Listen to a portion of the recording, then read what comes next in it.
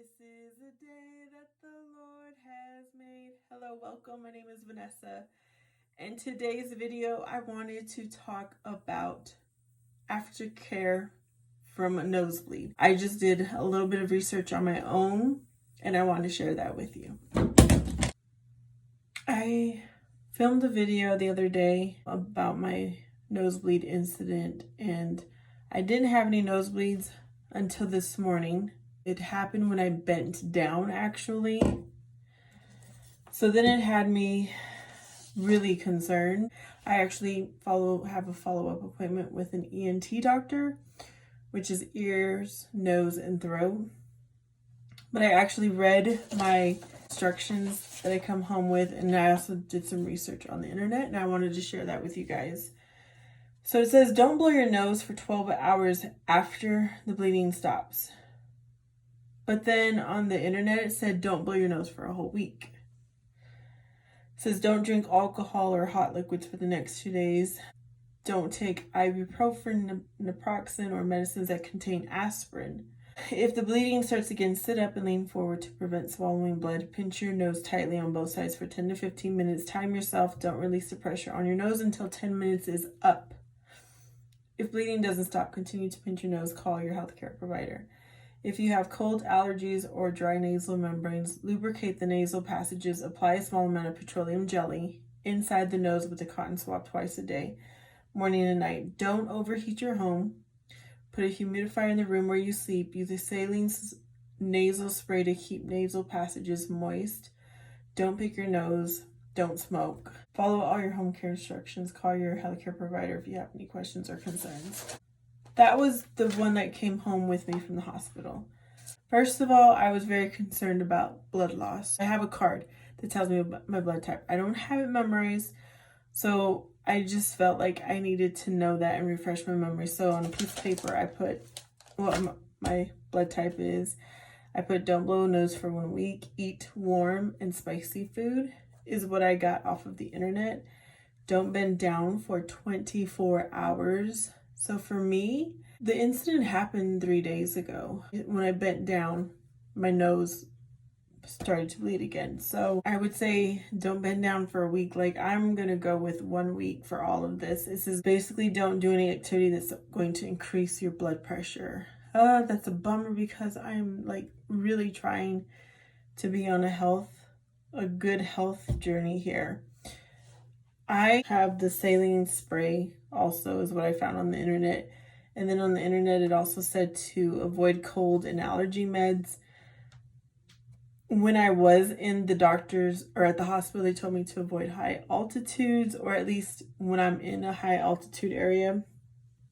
This includes a plane, to make sure my nose is moist. I was like, no more plane rides for me. But anyways, some of the things that I have done because it makes me feel better because of the incident I went through. Right at my sink, I make sure there is a clean, dry washcloth. I make sure I have cotton balls because these really help clog up the nosebleed. I do keep the Afrin.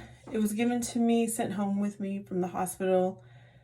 They said not to use this often because it can do more damage than good. I did use it only once since I was came home from the hospital, and it was the day of. And basically, I put some on the cotton ball and then I plugged my nose up, but you can spray it in.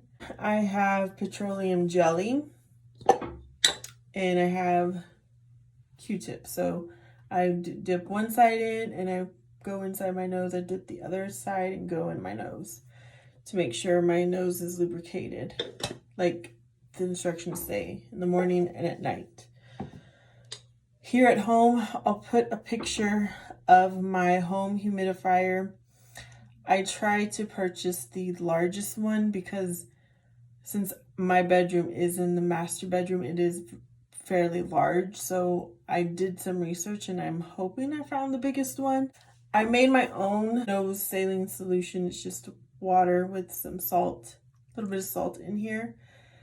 and I spray it whenever I feel like my nose is dry. I purchased this humidifier that can go with me. I thought it would be battery operated. It's not.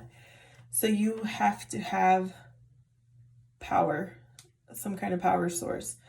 I do have those like batteries, rechargeable battery packs or whatever that you can connect your USB to. It has had a pretty good mist. Let me show you guys. Hold on. You see, you could do different, like it has two settings, either a low speed or a faster speed. And so I put it in my cup holder in my car. And then the days that I go into the office, I'm going to take it into my office and just set it somewhere in my desk. The doctor at the hospital recommended that I get cool mist. So it's cold water. And the ones that I have, they don't need filters. Well, this one does. But my other one that you saw the video doesn't need a filter. And you just basically put in your cold tap water. Because it said if you put in like bottled water, it's not going to create this mist. I also have these sitting in my car. I put a little package together to keep in my car. Like, I am taking this so seriously, and I probably will have one in my purse as well. Ooh, my nose. Oh my gosh, my son was talking about this. So my nose is so dry from when I was pinching the crap out of it. And my skin is like peeling and cracking on my nose. That's crazy, isn't it? Like, for me personally, I did make myself a spicy soup. And then I did make myself some tea. And then I added honey and some lemon because there was drainage. I know this is gross, but there was drainage that went down my throat, and it did make my throat sore. The teas I was drinking is just, I have chamomile all the time and I have green tea on hand all the time. So I hope this helps anyone out there who has nosebleeds or had one, because they can be very scary. So I'm wishing you well, and the day's gonna be what you make of it.